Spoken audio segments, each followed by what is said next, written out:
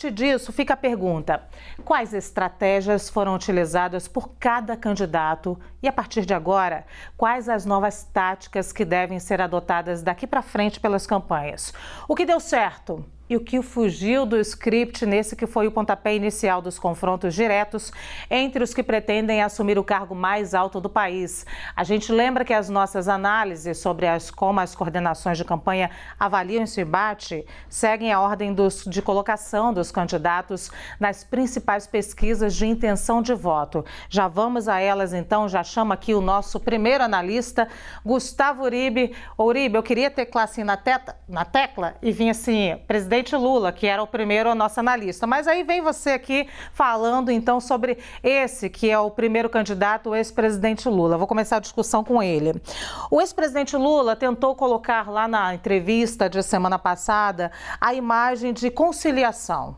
É uma pessoa pacífica, respondia com calma as perguntas e foi a avaliação na semana passada de que ele se saiu muito bem.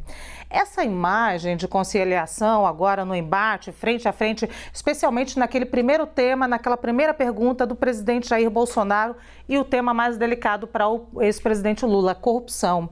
Esse tema fugiu um pouco do script, é a sensação que nós temos, não o tema em si, mas a reação do ex-presidente Lula. Me parece que aquela coisa do Lulinha, paz e amor, aquela coisa mais pacífica, não colou muito, né? Ficou dando a impressão de que, na verdade, ele não sabia como sair daquela situação.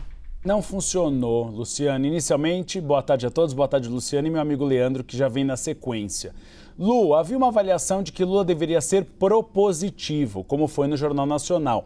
Aqueles telespectadores de debates eleitorais, na linha da história das eleições brasileiras, costumam gostar de candidatos que não sejam agressivos e sejam mais propositivos, que tragam propostas para um futuro governo. Lula até tentou adotar este estilo sem fazer críticas, mas aí veio Jair Bolsonaro num estilo completamente oposto, um estilo mais direto, incisivo e agressivo, e aí colocou o Lula em maus lençóis. Lula não conseguiu explicar, por exemplo, sobre as corrupções na Petrobras. Acabou lendo uma lista de iniciativas de aumento de investigações em seu governo. A mesma coisa que fez no Jornal Nacional. A Basília Rodrigues trouxe mais cedo também a apuração de que não soou natural, porque o ex-presidente precisou ler aquelas iniciativas e não tinha de cabeça. E aí foi que houve uma avaliação dentro da campanha petista de que talvez Lula precise ser um pouco mais incisivo, precisa fazer um embate maior com Jair Bolsonaro, mesmo que mantenha essa linha pacífica. E aí houve dois elogios da postura de Lula, todos relacionados às mulheres. Quando você teve a postura mais agressiva de Jair Bolsonaro em relação à jornalista Vera Magalhães e também a Simone Tebet, Luiz Inácio Lula da Silva, a avaliação dos petistas, foi bem sucedido quando declarou solidariedade a ambas. Foi um pouco tarde nas considerações finais, mas houve esse episódio. E segundo, ele fez um aceno que foi considerado muito bem-vindo a Simone Tebet. Numa dobradinha com a candidata do MDB, ele elogiou a postura dela na CPI da pandemia e aí conseguiram fazer um jogo bom, um aceno político para ela.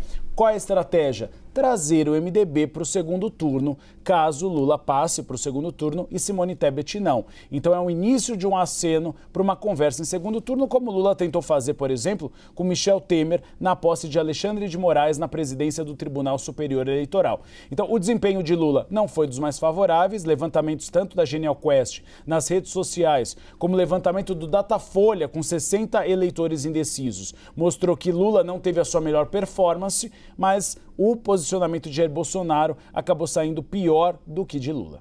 Uribe, obrigada por esse panorama. A gente vai fazer já uma rodada do que deu certo e do que deu errado também para cada candidato e você vai poder esmiuçar ainda mais o que deu errado e o que deu certo para o ex-presidente Lula. Falando ainda de estratégia, Leandro Rezende já chegou aqui à tela. Leandro, boa tarde.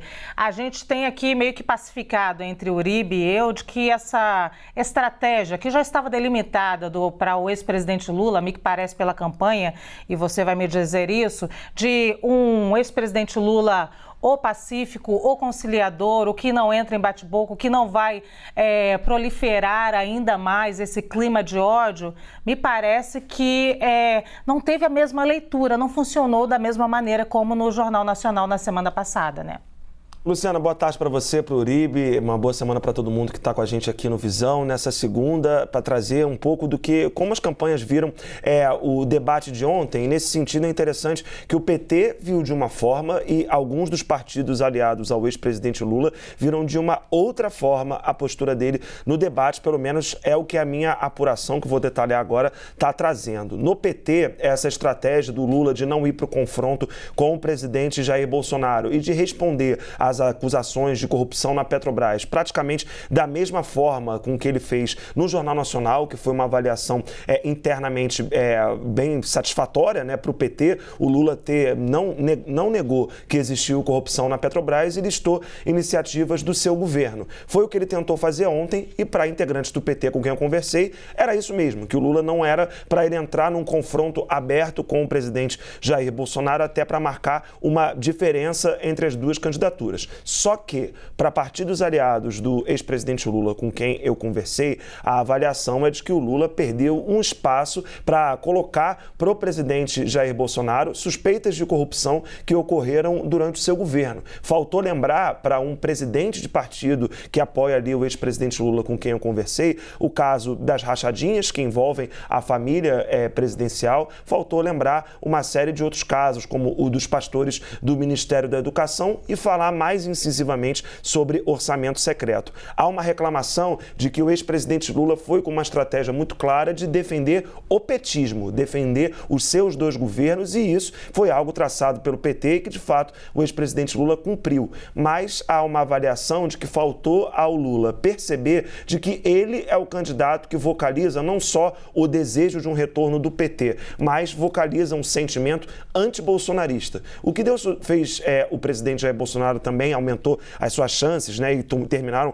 com a sua eleição em 2018, foi o fato dele, diante de todos os outros candidatos, ter se colocado como o candidato antipetista. E faltou para o Lula, na avaliação de alguns políticos com quem eu conversei, se apresentar como a única alternativa anti-Bolsonaro. Como não fez isso, ele viu ali Simone Tebet, Soraya Tronic, Ciro Gomes, em determinados momentos, atacando o presidente Jair Bolsonaro de maneira muito mais incisiva do que ele fez.